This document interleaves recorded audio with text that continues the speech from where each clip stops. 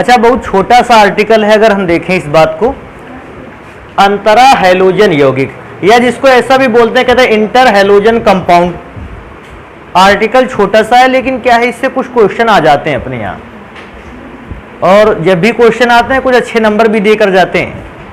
तो भैया सबसे पहले इस बात को पढ़ते हैं कि इंटर हैलोजन कंपाउंड होते क्या हैं। तो मैं सबसे पहले लिख देता हूँ, फिर बताता भी इंटर हैलोजन कंपाउंड क्या है। देखो यहाँ से लिखते हैं, जब दो अलग अलग प्रकार के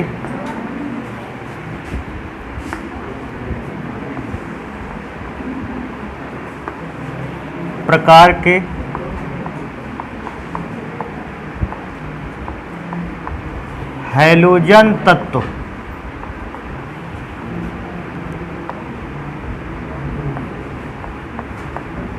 आपस में आबंधित होकर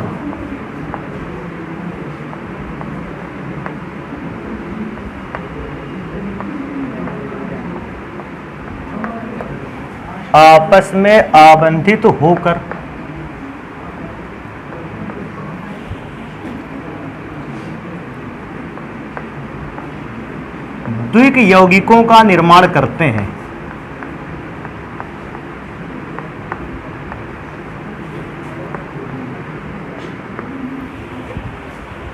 द्विक यौगिकों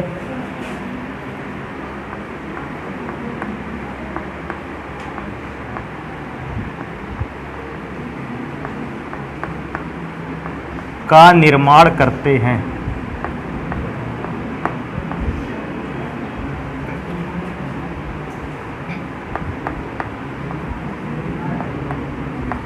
तो बनने वाले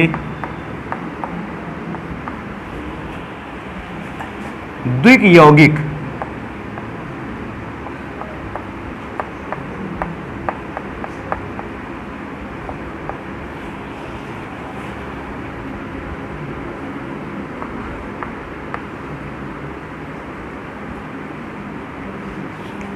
इंटर हैलोजन कंपाउंड कहलाते हैं।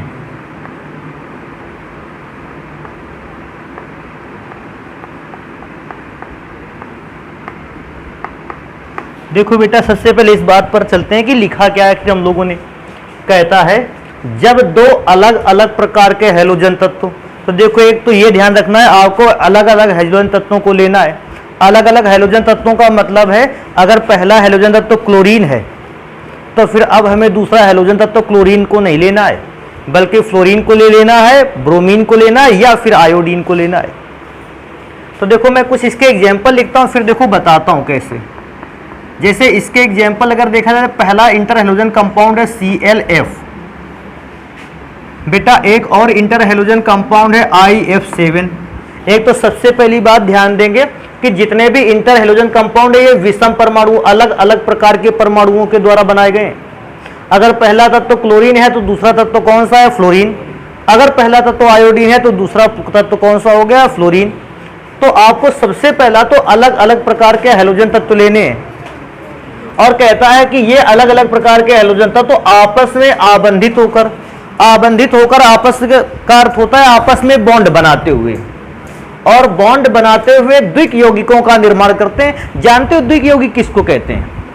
द्विक यौगिक ऐसे यौगिकों को कहते हैं जिसमें केवल दो प्रकार के ही तत्व सम्मिलित किए गए हों।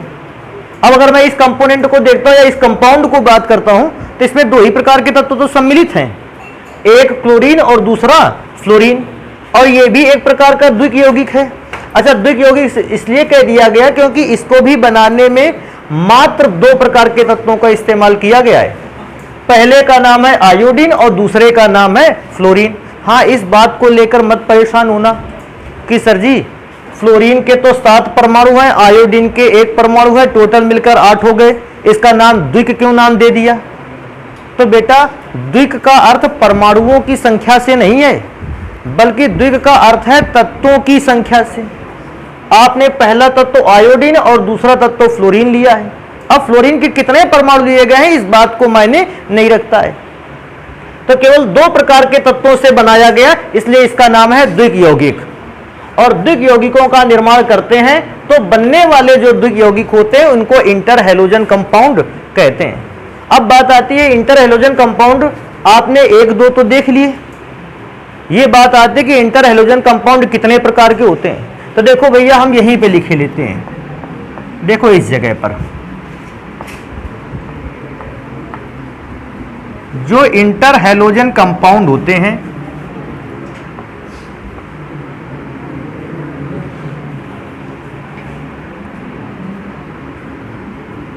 इंटर हैलोजन कंपाउंड ऐसा लिख लेते हैं, निम्न प्रकार के होते हैं,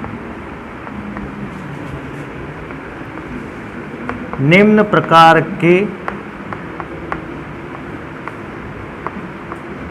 होते हैं। अब बात आती है निम्न प्रकार के तो होते हैं भैया, कैसे कैसे इंटर हैलोजन कंपाउंड मिल सकते हैं। तो देखो फर्स्ट टाइप के इंटर हैलोजन कंपाउंड होते हैं जिनका फॉर्मूला XX टाइप का होता है। दूसरे इंटर हैलोजन कंपाउंड होते हैं जिनका फॉर्मूला XX3 टाइप होता है। तीसरे इंटर हैलोजन कंपाउंड होते हैं जिनका फॉर्मूला होता है XX5 टाइप का। और बेटा चौथे प्रकार के इंटर हैलोजन कंपाउंड होते हैं जिनका फॉर्मूला होता है कैपिटल X स्मॉल x7, इस टाइप का होता है। अब कहोगे सर जी ये स्मॉल x और कैपिटल X इनका सबका अर्थ क्या है। तो बेटा इस बात को याद रखना कि कैपिटल X बड़े आकार के हैलोजन तत्व को रिप्रेजेंट करता है, स्मॉल x छोटे आकार के हैलोजन तत्व को रिप्रेजेंट करता है। अब कहोगे सर जी इसका मतलब है कैपिटल X बड़े तत्व के बड़े परमाणु का तत्व है और स्मॉल x छोटे परमाणु वाला तत्व है। तो देखो इसके परमाणुओं के आकार की कैसे पहचान करते हो। ये बात तो सभी को पता होगी कि सबसे छोटे आकार का हैलोजन तत्व कौन सा है, फ्लोरीन। उसके बाद इससे बड़े आकार का परमाणु क्लोरीन और उससे भी बड़े आकार का परमाणु ब्रोमीन। और बेटा इनमें से सबसे बड़े आकार के परमाणु को देखा जाए आयोडीन। अच्छा एस्टेटीन को तो मैं पहले भी कह रहा था कि इसको सम्मिलित नहीं करेंगे, हटा देंगे इसको कुछ देर बाद। तो भैया एस्टेटीन को इसमें से सम्मिलित नहीं किया गया। अब थोड़ी देर के लिए इन फॉर्मूलों को बनने के देखो तरीके देख लेना कि इनको लिखे कैसे जाएंगे। हम सबसे पहले इसके एग्जाम्पल कुछ लिखेंगे यहां नीचे। अच्छा देखो ध्यान रखने वाली बात है, अगर मैं X की बात करूं तो कैपिटल X होता है बड़े आकार का परमाणु और स्मॉल x होता है छोटे आकार का परमाणु। अगर मैं कंपाउंड बनाने की भी कोशिश करूं तो कैपिटल X की जगह पर आपको कोई ना कोई बड़े आकार का परमाणु रखना है और स्मॉल x की जगह पर रखना है छोटे आकार का परमाणु। तो देखो कैपिटल X की जगह पर आप फ्लोरीन तो लिख ही नहीं सकते कभी, क्योंकि आपने पहले से बता रखा है कि कैपिटल X है बड़े आकार का परमाणु, तो फ्लोरीन तो सबसे छोटे आकार का परमाणु है। तो आप कैपिटल X की जगह इनमें से किसी को ले सकते हो। तो मैंने अगर कैपिटल X की जगह पर Cl को ले रखा है तो बेटा याद रखना इस बात को कि बड़े आकार का परमाणु आपने Cl ले रखा है। अब आप स्मॉल x की जगह पर केवल उस तत्व के परमाणु को रख सकते हैं जिसका आकार Cl से भी छोटा है। तो बेटा इसमें से कितने ऐसे परमाणु हैं जिनके आकार Cl से छोटे होंगे। क्या Br का आकार Cl से छोटा होगा? नहीं भैया, रख भी नहीं सकते। आयोडीन का भी आकार तो Cl से बड़ा ही होगा, आयोडीन को भी नहीं रख सकते। केवल किसको रख सकते हैं? F को। कोई पूछेगा नाम क्या है? क्लोरीन मोनोफ्लोराइड। अच्छा मोनो जानते हो क्यों लगा दिया गया? क्योंकि एक ही फ्लोरीन था, क्लोरीन मोनोफ्लोराइड। देखो इसका एग्जाम्पल लिखते हैं। X है बड़े आकार का परमाणु, तो देखो मैंने इस बार बड़े आकार के परमाणु की जगह पर किसको ले रखा है? Br को। तो जानते हो स्मॉल x की जगह पर किसको किसको लिखा जा सकता है? एक तो स्मॉल x की जगह पर आ सकता है Cl और एक स्मॉल x की जगह पर आ सकता है F। तो चलो मैं Cl को लिख लेता हूं अगर, तो फॉर्मूला हो जाएगा Br Cl और बेटा 3 लगा दिया गया। जानते इसका नाम क्या है? Bromine try chloride. अच्छा एक जल्दी से ये बात बताओ, अगर मैंने ब्रोमीन नाम के तत्व को ले लिया होता तो क्या मैं ब्रोमीन के साथ क्लोरीन के अतिरिक्त कोई दूसरा तत्व ले सकता हूं या नहीं ले सकता हूं? ले सकते हैं। कौन सा तत्व ले सकते हैं? F। और बेटा ऐसी कंडीशन पर बनने वाला फॉर्मूला कहलाता ब्रोमीन, ट्राई और फ्लोरीन के कारण इसका नाम क्या करते थे? फ्लोराइड। लेकिन अगर मैं आपसे पूछ लूं कि चलो भैया हमने ब्रोमीन ले रखा है, क्या ब्रोमीन के साथ आप आयोडीन को ले सकते हो? तो कहोगे सर जी ये तो बिल्कुल गलत हो गया, क्योंकि अगर ब्रोमीन कैपिटल X को रिप्रेजेंट कर रहा है, इसका मतलब इस सूत्र में ब्रोमीन बड़े आकार का परमाणु है। और बेटा ब्रोमीन के साथ केवल वही एलिमेंट लिए जा सकते हैं जिनके परमाणुओं का आकार ब्रोमीन से छोटा है। और यार तुमने तो उल्टा ले रखा है, आयोडीन के तो परमाणु का आकार ब्रोमीन के परमाणु से भी बड़ा होता है। तो भैया एक काम कर लेंगे, इस आयोडीन युक्त फॉर्मूले को नहीं लिखेंगे, ये वाला फॉर्मूला हमारे लिए गलत हो जाएगा। तो देखो फॉर्मूलों को लिखने का तरीका भी पता कर लेना। रीजन है ना क्या कि अगर वहां पर फॉर्मूले तुमको नहीं याद है तो तुम लिख तो सकते हो कम से कम। जरूरी थोड़ी कि जो टीचर ने लिख के तुमको फॉर्मूला दिखाया है उस पर तो मुहर लग गया, अब यही फॉर्मूला माना जाएगा केवल। अरे तुम परमाणुओं के आकार को ध्यान रखोगे, अपने मन से एग्जाम्पल लिख कर आ जाओगे, और नाम भी। और ध्यान रखने वाली बात है संरचनाएं भी लिखनी पड़ती हैं ऐसी जगह पर, और संरचनाएं लिखनी पड़ती हैं तो वो भी लिख करके आओगे। नेक्स्ट नंबर पे चलते हैं। कहता है XX5 टाइप के कंपाउंड। तो भैया XX5 टाइप के कंपाउंड देखें, देखो एक मैं क्या लिख लेता हूं, ब्रोमीन लिए लेते हैं कैपिटल X की जगह पर। अगर कैपिटल X की जगह पर ब्रोमीन लिया है तो फिर स्मॉल x की जगह पर या तो क्लोरीन को इस्तेमाल कर सकते हो और या तो फ्लोरीन को। तो मैं एक काम कर लेता हूं, फ्लोरीन को इस्तेमाल किए लेता हूं, फॉर्मूला बन जाएगा ब्रोमीन पेंटा फ्लोराइड। अच्छा ऐसा भी तो किया जा सकता है कि कैपिटल X की जगह पर आयोडीन को इस्तेमाल कर लिया जाए, तो स्मॉल x की जगह पर आप इस्तेमाल कर सकते हो ब्रोमीन, क्लोरीन और फ्लोरीन को। तो मैं क्लोरीन को लिए लेता हूं, नाम बन जाएगा आयोडीन पेंटा क्लोराइड। और बेटा X7 प्रकार के यौगिकों को देखा जाए तो देखो सबसे पहला काम आयोडीन। आयोडीन एक ऐसा तत्व है जिसके साथ अदर किसी भी एलिमेंट को रखा जा सकता है, लेकिन इस बात को भी ध्यान रखना, जब परमाणुओं की संख्या बहुत ज्यादा हो जाए स्मॉल x के, तो ये ध्यान से देखना, पास वाले एलिमेंट के साथ कंपाउंड बनना कठिन हो जाता है। आयोडीन केवल फ्लोरीन के साथ कंपाउंड बनाता है IF7। तो इस बात को विशेष ध्यान रखिएगा कि आयोडीन फिर ऐसी कंडीशन पर केवल और केवल फ्लोरीन के साथ यौगिकों का निर्माण करेगा। तो इस प्रकार से आप बेटा कुछ इंटर हैलोजन कंपाउंड बना सकते हो। हाँ मैं एक बात यहां पर जरूर लिख दूं, देखो यहां लिख देते हैं बात को इस जगह पर। अगर आपसे पूछेगा कैपिटल X क्या है, तो कैपिटल X है बड़े आकार का परमाणु। और अगर आपसे कोई पूछेगा कि स्मॉल x क्या है, तो आप बताओगे स्मॉल x है छोटे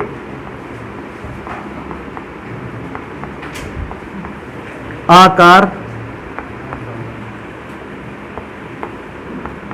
का परमाणु। तो थोड़ा सा इस जगह पर याद रखने वाली बात है कि इंटर हैलोजन कंपाउंड में जो कैपिटल X है वो कार्य करता है बड़े आकार के परमाणु का, और जो स्मॉल x है ये कार्य करता है छोटे आकार के परमाणु का। अब आगे बेटा बात आती है, देखो यहां पर लिख लेते हैं, ये मैं लाइन खींचे देता हूं। क्यों, यौगिकों का नाम पढ़ लोगे कि हम इसको पढ़ के बताएं दोबारा से? इसको क्या कहते हैं? इसको आयोडीन पेंटा क्लोराइड। अभी क्या कहता है? कहता है इंटर हैलोजन कंपाउंड को बनाने की विधियां लिख दो। तो भैया हम लोग देखो यहां से पढ़ना स्टार्ट करते हैं। सबसे पहले इंटर हैलोजन कंपाउंड को बनाने की विधियां देखते हैं। तो देखो हम क्या लिखते हैं,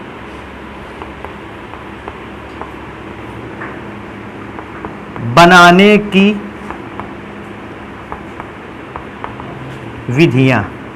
वैसे तो आपको इंटर हैलोजन कंपाउंड को बनाने की बहुत सारी विधियों से कोई मतलब ही नहीं रखना है, आप केवल कुछ विधियां जान जाओ जिनसे इंटर हैलोजन कंपाउंड बनाए जाते हैं। जैसे मैं एक दो बनाकर दिखाता हूं। क्लोरीन की अगर बेटा फ्लोरीन से अभिक्रिया करवा दी जाए और ये अभिक्रिया करवाई जाए तकरीबन 400 केल्विन से अधिक ताप पर। चाहे आप इसको ना लिखना चाहो तो ऐसे लिख दो, temperature is greater than 400 kelvin. तो अगर 400 केल्विन से अधिक ताप पर इसको गर्म किया जाए तो क्लोरीन अभिक्रिया कर लेता है फ्लोरीन से। जानते हो क्लोरीन और फ्लोरीन अगर अभिक्रिया करेगा तो इन दोनों में कॉमन हो जाएगा 2 और अंदर बचेगा ClF। अब कुछ लोगों ने ऐसा भी नाम सुना होगा, देखो भैया इस बात को, कुछ लोगों के दिमाग में अगर ये बात आ रही तो अच्छी है, नहीं आ रही तो अब सुन लो कि सर जी एक कंपाउंड हमने पढ़ा था NaCl। जैसे ही Cl को देखा था हमने इसका नाम लिखा था सोडियम क्लोराइड। फिर एक कंपाउंड और पढ़ा हम लोगों ने NaF और इसका नाम पढ़ा था सोडियम फ्लोराइड। कुल मिला के बच्चों ने क्लोरीन का नाम पढ़ा था क्लोराइड और फ्लोरीन नाम के तत्व का यौगिक पर जब नाम पढ़ने की बारी आई उसका नाम पढ़ा गया फ्लोराइड। लेकिन यहाँ प्रॉब्लम इस बात की है कि हम ये नहीं समझ पा रहे हैं कि इसको क्लोराइड पढ़ें, इसको फ्लोराइड पढ़ें, किसको क्या पढ़ें, ये बड़ी प्रॉब्लम आती है। देखो 3 प्रकार से तो मेरे दिमाग में बात आ रही, अब बच्चों के दिमाग में कितने प्रकार से आ सकता है भैया वो लोग भी जान सकते हैं। पहला तो दिमाग में आती है इसको क्लोराइड पढ़ें, इसको फ्लोराइड पढ़ें। क्लोराइड फ्लोराइड नाम गलत है। दूसरा आता है इसको क्लोराइड पढ़ दें, इसको फ्लोरीन पढ़ लें, तो क्लोराइड फ्लोरीन ये भी नाम गलत है। नाम पढ़ने का सही तरीका क्या है? देखो क्या है, जब भी कभी इन तत्वों से मिलकर कोई यौगिक बनेगा, ये ध्यान रखने वाली बात है, ऊपर रखे तत्व के साथ आइड लगाया जाएगा और नीचे रखे तत्व के साथ ईन का प्रयोग करेंगे। फिर दोबारा से, जब भी कभी इन तत्वों से किसी यौगिक का निर्माण हो तो ऊपर वाले तत्व को नाम समाप्त करते वक्त क्या लिखेंगे? आइड। और नीचे वाले तत्व से नाम को स्टार्ट करते हुए इसके नाम के लास्ट में लगाएंगे ईन। जैसे इसका नाम होगा क्लोरीन, शुरुआत यहीं से होगी बड़े आकार से, और इसका नाम खत्म करेंगे फ्लोराइड। जानते हो क्यों? जिस तत्व का इलेक्ट्रॉन नेगेटिविटी हाई होता है उस तत्व के नाम के लास्ट में आइड को लगा दिया जाता है। जानते हो यहां क्लोराइड क्यों लगाया गया था? क्योंकि सोडियम की अपेक्षा क्लोरीन की इलेक्ट्रॉन नेगेटिविटी ज्यादा थी। तो क्योंकि क्लोरीन की इलेक्ट्रॉन नेगेटिविटी ज्यादा थी, सोडियम को तो ऐसे ही पढ़ दिया, क्लोराइड पढ़ा क्लोरीन को। इस जगह पर फ्लोरीन की इलेक्ट्रॉन नेगेटिविटी ज्यादा थी, इसलिए सोडियम को तो ऐसे ही पढ़ दिया और फ्लोरीन को पढ़ा गया फ्लोराइड। अब जब इन दो तत्वों में बात आई आपस में, तो हमने क्या देखा कि क्लोरीन से ज्यादा इलेक्ट्रॉन नेगेटिविटी हाई तो फ्लोरीन की है, तो हम क्लोरीन को नॉर्मली पढ़ेंगे और फ्लोरीन का इलेक्ट्रॉन नेगेटिविटी हाई होने की वजह से इसको पढ़ेंगे फ्लोराइड। नेक्स्ट नंबर पे चले जाते हैं। अगर हमने क्या किया, हमने ब्रोमीन को ले लिया और हमने 3 मोल फ्लोरीन से अभिक्रिया करवा दी, और बेटा जब अभिक्रिया कराओगे 523 केल्विन टेम्परेचर की आवश्यकता होगी। और 523 केल्विन टेम्परेचर पर क्या होगा बेटा? देखो Br2F2, इसमें से कॉमन कर सकते हैं 2 और अंदर बचेगा BrF3। अगर ध्यान से देखोगे ये XX3 टाइप का कंपाउंड है। अब देखो फिर से मैं कहूंगा, ब्रोमीन की अपेक्षा तो फ्लोरीन का इलेक्ट्रॉन नेगेटिविटी हाई है, तो ब्रोमीन को तो नॉर्मली पढ़ दोगे आप, इसको ट्राई इसलिए पढ़ दोगे कि 3 बार, और फ्लोरीन का नाम को खत्म करोगे फ्लोराइड लिख के, तो ब्रोमीन ट्राई फ्लोराइड। तो इस प्रकार से यौगिकों का निर्माण किया जा सकता है। आप दूसरा भी देखो, IF7 अगर बनाना चाहो, देखो IF7 कैसे बना सकते हो। आयोडीन को लेना है और 7F2 को लेना है। भैया तीर के निशान के ऊपर लिखा उच्च ताप, हाई टेम्परेचर पर जब बेटा ये रिएक्शन कराई जाएगी, I2 भी है F2 भी है, दोनों में से 2 कॉमन कर लोगे, अंदर बचेगा IF7।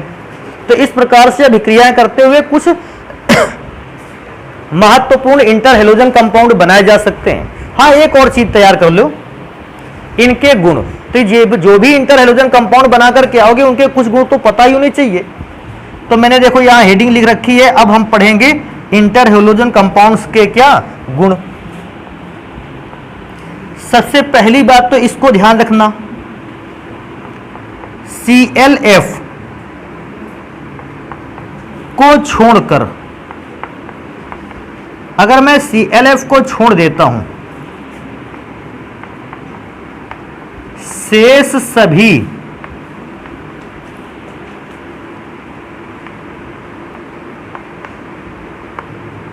अंतरा हैलोजन, शेष सभी अंतरा हैलोजन यौगिक ठोस या वाष्पशील द्रव होते हैं।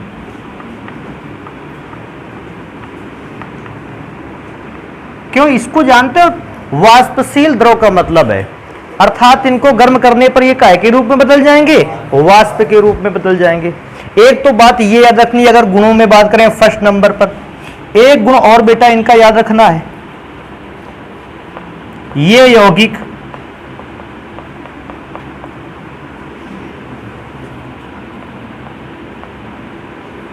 सहसंयोजक यौगिक होते हैं।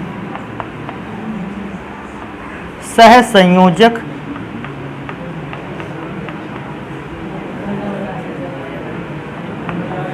यौगिक होते हैं।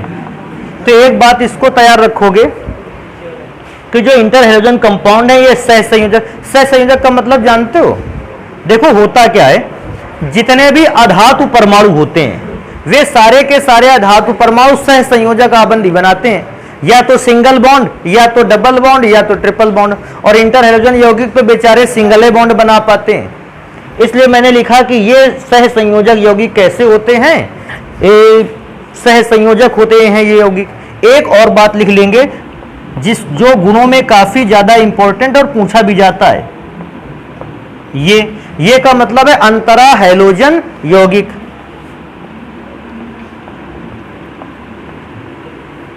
जल द्वारा अपघटित हो जाते हैं, जल द्वारा अपघटित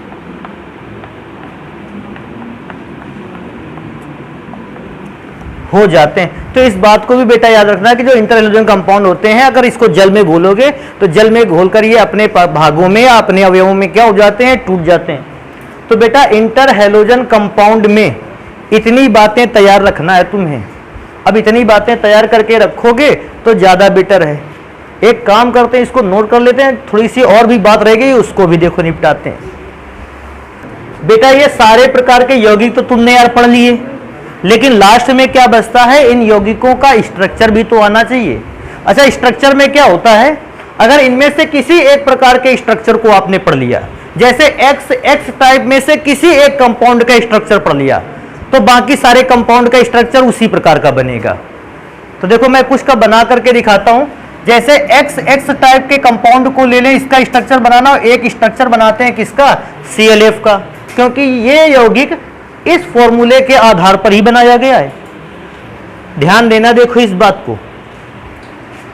Cl अगर F के साथ जुड़ेगा, अकेला Cl है, F के साथ जुड़ेगा तो बेटा सिंगल बॉन्ड बनाएगा।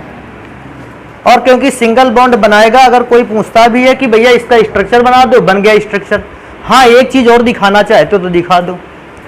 अगर दोनों के बीच में सिंगल बॉन्ड बना है, ये बात तो पहले से याद रखो, पुरानी बात हर एक बच्चे को आनी चाहिए, नहीं आती है तो अभी तैयार करो, कि क्लोरीन की या हैलोजन तत्व की बाहरी कक्षा में इलेक्ट्रॉनों की संख्या होती है 7 में से मैं अगर क्लोरीन की बात करता हूं तो क्लोरीन के एक इलेक्ट्रॉन ने बना लिया है बॉन्ड, तो क्लोरीन के जानते हो कितने इलेक्ट्रॉन अभी भी बचने चाहिए, 6। और यही काम तो फ्लोरीन पर है।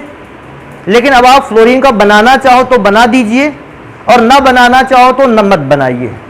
वैसे भी ये नियम होता है, जब तक किसी सूत्र में केंद्रीय परमाणु ना हो। केंद्रीय परमाणु का मतलब जानते हो, बीच में उपस्थित परमाणु। आप लोन पेयर इलेक्ट्रॉन को नहीं दिखाएंगे तो फॉर्मूला तो भी सही माना जाएगा। अब क्योंकि इसमें 2 परमाणु था, केंद्र में कोई था ही नहीं, चाहो तो दिखा दो इलेक्ट्रॉन, ना चाहो तो उसको इलेक्ट्रॉन दिखाने की कोई आवश्यकता है नहीं। लेकिन अब जैसे ही X3 टाइप के कंपाउंड में आ जाते हैं, मैं इसका एक एग्जांपल लिए लेता हूं, ClF3। अब कहेगा इसका स्ट्रक्चर बनाओ, तो भैया क्लोरीन जो है वो केंद्रीय परमाणु है और फ्लोरीन जो है वो केंद्रीय परमाणु नहीं है।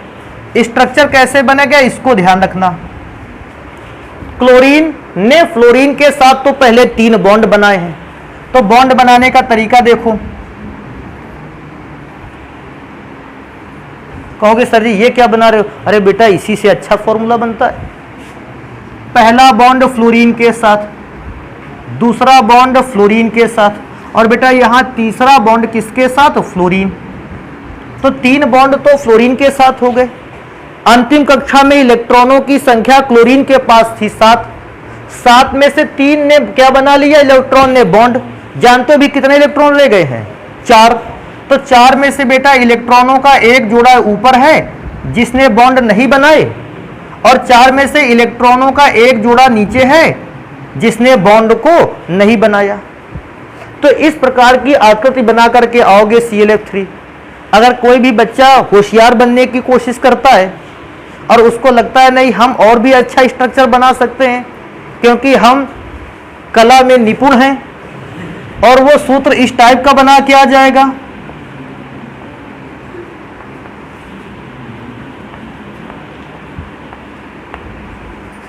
तो भैया संकरण के आधार पर यह सूत्र माना नहीं जाएगा। मैं ये मानता हूं आप कलाकार हो, लेकिन रसायन विज्ञान की कलाकारी अब हम ही को करने दो। समझ रहे हो ना क्या बनाना है? तो 3 बॉन्ड तो बना देने हैं त्रिभुज के किनारों पर, कोनों पर। एक बॉन्ड, वैसे इस स्ट्रक्चर होगा कैसा? पेज है ये, तो पेज में 3 बॉन्ड 120 अंश के कोण पर। ये लोन पेयर पेज से ऊपर की ओर और ये लोन पेयर पेज से, या कहने का मतलब है अगर ये 3 बॉन्ड तो बोर्ड पर बने हैं, ये वाला बना है बोर्ड से आगे और ये वाला बना है बोर्ड से पीछे। तो इस प्रकार के स्ट्रक्चर को बना करके आना है। भैया ये स्ट्रक्चर क्योंकि नहीं बनाना है, हम इसको हटा देते हैं, अगले पर आ जाते हैं। कोई ऐसा फॉर्मूला ढूंढते हैं जिसमें भैया X5 टाइप का कंपाउंड बना सकता हो। तो एक हमारे पास कंपाउंड है BrF5। अगर BrF5 को देखा तो देखो इसका स्ट्रक्चर कैसे बनेगा। BrF5 के स्ट्रक्चर को बनाते समय देखो कैसे रखोगे। सबसे पहले तो एक वर्ग बना डालोगे, कहोगे वर्ग, ये देखो वर्ग बना दिए। ब्रोमीन को रखोगे बीच में क्योंकि केंद्रीय परमाणु है पहला फ्लोरीन। बेटा जहां समझ में ना आए हमको बताना। एक फ्लोरीन यहां लगा दिया। कितने फ्लोरीन लग गए? 4 तो फ्लोरीन लग गए, लेकिन फ्लोरीन परमाणुओं की संख्या कितनी थी? 5। तो अब देखो एक लास्ट फ्लोरीन जो है, वो जो 5वां फ्लोरीन है उसको कैसे लगाएंगे? उस फ्लोरीन को आप लगा सकते हो नीचे की ओर। अगर ये वाला फ्लोरीन नीचे की ओर लगा दिया, जरा ध्यान से देखो, क्लोरीन की ब्रोमीन की बाहरी कक्षा में इलेक्ट्रॉनों की संख्या थी 7। 7 में से कितने इलेक्ट्रॉन्स ने बॉन्ड बना लिया है? 5। इलेक्ट्रॉन का जोड़ा बचा है 1, या ऐसा कह सकते हैं 2 इलेक्ट्रॉन बचे हैं।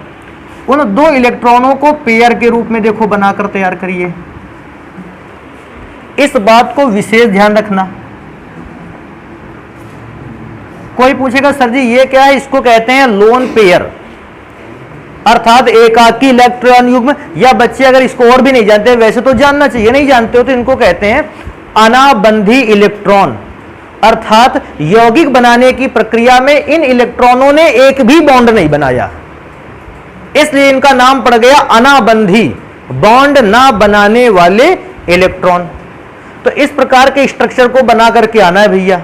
नेक्स्ट, अच्छा बॉन्ड भी अगर पूछेगा तो ये बॉन्ड चारों रहे बोर्ड पर, ये बॉन्ड रहा बोर्ड से कहां की ओर? अंदर की ओर, और ये रहा बोर्ड से बाहर की ओर लोन पेयर। लास्ट नंबर पे चलते हैं। X7 टाइप के यौगिक का अगर स्ट्रक्चर पूछे, सबसे पहला स्ट्रक्चर तो आता है IF7 का, और पूछता है इसका स्ट्रक्चर कैसे बनाएंगे? तो 7 बॉन्ड बनाएंगे। अब 7 बॉन्ड में देखो बनाने का तरीका कैसा इतना अच्छा है। क्या इसके पहले किसी व्यक्ति ने पंचकोणीय नाम सुना है? देखो यह है पंचकोणीय, इस पे आयोडीन तो रखा है केंद्र पर और इसने पांचों ओर बना रखे हैं अपने बॉन्ड। यहां पे भी फ्लोरीन, भैया हर एक जगह पर क्या लगा दिया जाए, फ्लोरीन का एटम। अब बेटा 5 फ्लोरीन तो यहां व्यस्त हो गए, अब बचे आपके पास 2 फ्लोरीन, तो 1 फ्लोरीन लगा दो इससे ऊपर की ओर, बोर्ड से 1 फ्लोरीन आगे की ओर, और 1 फ्लोरीन जो लास्ट में बचा होगा वो बोर्ड से पीछे की ओर। अब हम तो बना नहीं पाएंगे बोर्ड से आगे और पीछे, तो बोर्ड से आगे वाले को देखो कैसा बनाओ,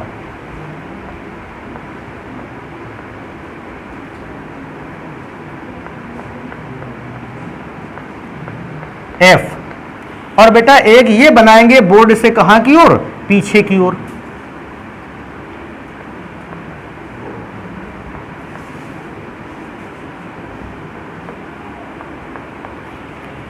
तो इस प्रकार से भैया स्ट्रक्चर बन जाएगा फ्लोरीन का। अरे यार तुम इसको यहां मोटा और यहां पतला अगर नहीं बनाना चाहते तो कोई जरूरत नहीं, मत बनाओ। हाँ सिंगल बॉन्ड केवल बना सकते हो कि नहीं बना सकते, तो उसको बना दो। अच्छा लोन पेयर इसलिए एको नहीं लगाएंगे बेटा क्योंकि 7 इलेक्ट्रॉन थे और इस बार तो 7 इलेक्ट्रॉन ने बॉन्ड बनाने में हिस्सा ले लिया है। अब भैया कुछ भी नहीं बचा है तो इसको जल्दी से नोट कर लेते हैं। इतना ही आर्टिकल आपके कोर्स में इंटर हैलोजन यौगिकों का है, इसको तैयार रखें क्योंकि यहां से कोई क्वेश्चन आ सकता है अगर आपके यहां, तो वो आपको कम चीजें पढ़ के ज्यादा नंबर दे के जाएगा। जल्दी से इसको नोट कर लो भैया। पी ब्लॉक एलिमेंट में हम लोगों ने नाइट्रोजन के परिवार से पढ़ना स्टार्ट किया था, आज पी ब्लॉक के अंतिम परिवार को पढ़ना स्टार्ट करेंगे और इसके बाद पी ब्लॉक चैप्टर भी खत्म हो जाएगा। पी ब्लॉक के अंतिम परिवार को कहते हैं अक्रिय तत्वों का परिवार, या उसी को कहते हैं वर्ग 18 के तत्व, क्योंकि अक्रिय परिवार, अक्रिय तत्व जो हैं वो वर्ग 18 में पाए जाते हैं। हमने वर्ग 18 के तत्व भी इसी परिवार के तत्वों का नाम दिया है। इन्हीं तत्वों को शून्य वर्ग के तत्व भी कहते हैं क्योंकि वर्ग संख्या 18 को ही शून्य वर्ग कहा जाता है। इन्हें निष्क्रिय तत्व भी कहते हैं और बेटा इन्हें ही कहा जाता है नोबल एलिमेंट्स। निष्क्रिय तत्व, निष्क्रिय गैसें, अक्रिय गैसें, अभिक्रिया न करने वाले पदार्थ, जो तमाम नाम है ये सारे के सारे इन्हीं तत्वों के नाम हैं। तो बात आती है सर जी वर्ग 18 को अगर इतना विशेषता दी जा रही है तो हम ये पता कर लें कि वर्ग 18 में से कौन कौन से एलिमेंट आते हैं। तो भैया वर्ग 18 में आने वाले कुछ तत्वों के नाम देख लो। देखो मैं यहां लिखता हूं वर्ग 18 में आने वाले जो बेटा तत्व हैं। अब देखो उन तत्वों में से अगर मैं पढ़ाई स्टार्ट करता हूं, पहला ही तत्व है हीलियम, दूसरे तत्व की बात की जाए तो नियॉन, तीसरे तत्व की बात की जाए तो आर्गन, चौथे तत्व की बात में अगर चलें तो क्रिप्टन, पांचवें तत्व पर बात करें तो जीनॉन, और बेटा अंतिम एलिमेंट की बात करें तो अंतिम एलिमेंट है रेडॉन। आदि तत्व हैं। तो एक बात तो भैया ये बिल्कुल याद रखो कि वर्ग संख्या 18 में से कौन कौन से तत्व आते हैं। अच्छा ध्यान रखने वाली बात है, कुछ इस बात को ध्यान दो, यहां से लेकर इन तत्वों तक लास्ट तक इन सभी तत्वों की बाहरी कक्षा में 8 इलेक्ट्रॉन पाए जाते हैं।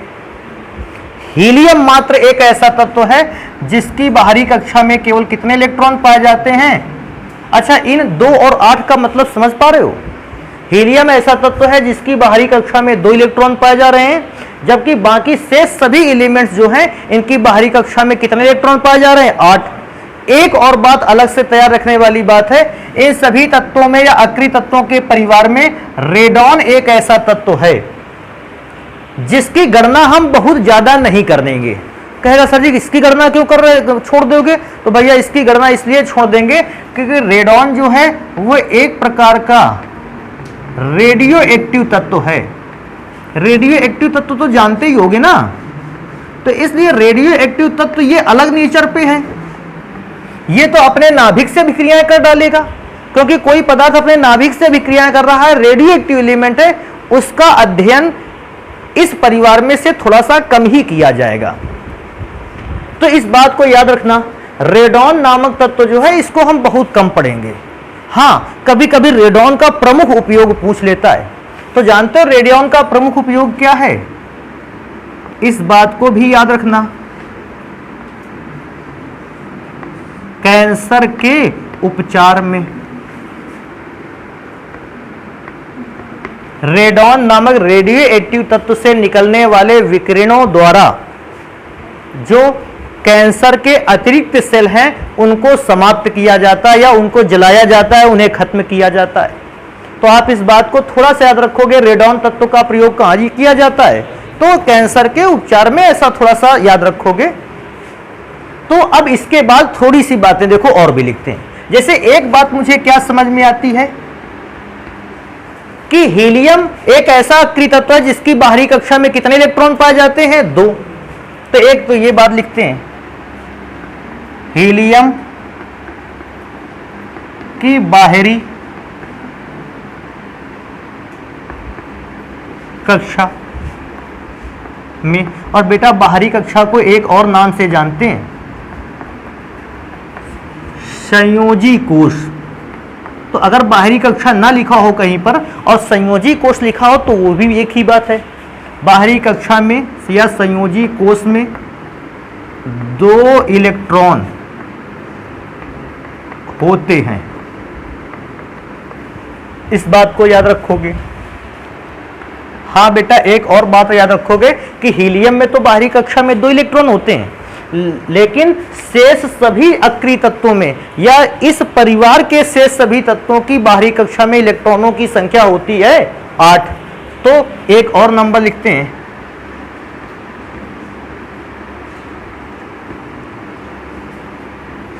इस परिवार के शेष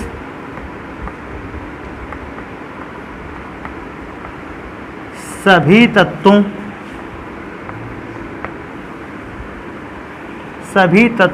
की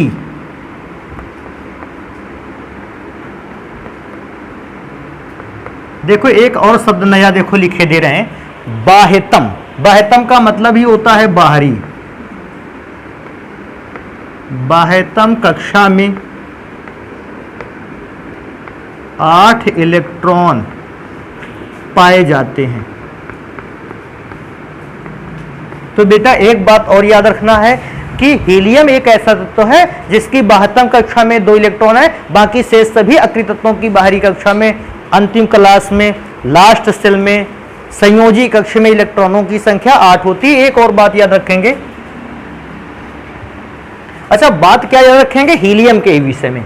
अगर हीलियम का इलेक्ट्रॉनिक विन्यास करोगे, देखो होता क्या इलेक्ट्रॉनिक विन्यास 1s2, क्योंकि अंतिम इलेक्ट्रॉन s उपकोष में प्रवेश पाया है, कायदे से इसको s ब्लॉक का एलिमेंट होना चाहिए, लेकिन जानते हो इसको कहां रखा गया है, p ब्लॉक में। अच्छा s ब्लॉक में क्यों रखा गया जानते हो, क्योंकि s ब्लॉक में सारे के सारे तत्व क्रियाशील हैं और p ब्लॉक के अंतिम वर्ग में अक्रिय तत्व हैं। तो अगर ये s ब्लॉक में रखता तो सारे तत्व क्रियाशील थे, हीलियम अक्रिय हो जाता। तो उसने वहां से उठाकर इसको कहां रख दिया, p ब्लॉक में। अब p ब्लॉक में रख दिया तो इलेक्ट्रॉनिक विन्यास मैच नहीं कर पाता है, क्योंकि इलेक्ट्रॉनिक विन्यास के हिसाब से s ब्लॉक का नजर आता है, लेकिन रखा कहां गया है, p ब्लॉक में। तो एक ये वाली भी बात इंपॉर्टेंट रहेगी, इस बात को यहां पे लिखेंगे।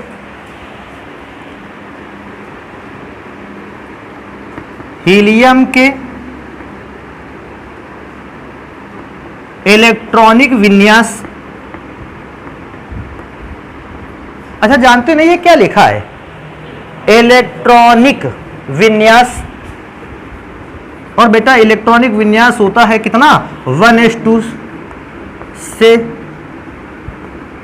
यह तत्व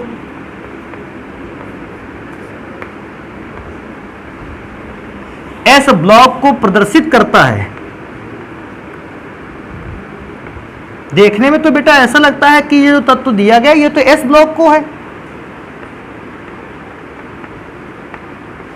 प्रदर्शित करता है,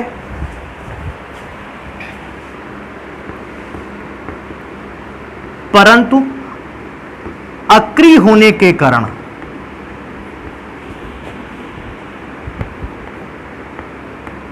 अक्रिय होने के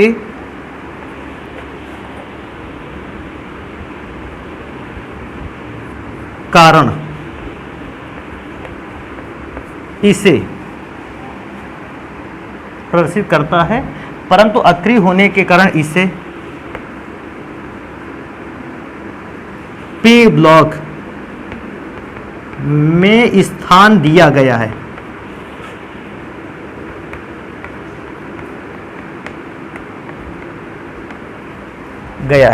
अच्छा, कभी कभी कोई व्यक्ति इससे रिलेटेड एक और क्वेश्चन पर बात कर लेता है, कहता है आखिर ये तत्व तो अक्रिय क्यों हैं, अभिक्रिया क्यों नहीं करते हैं? तो भैया अक्रिय होने का क्या लिख लेते हैं? कारण।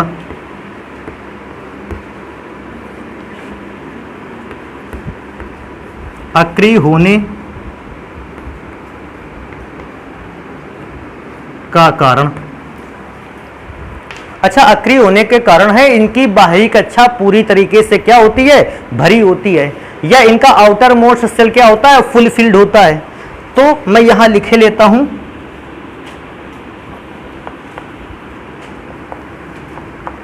बाह्यतम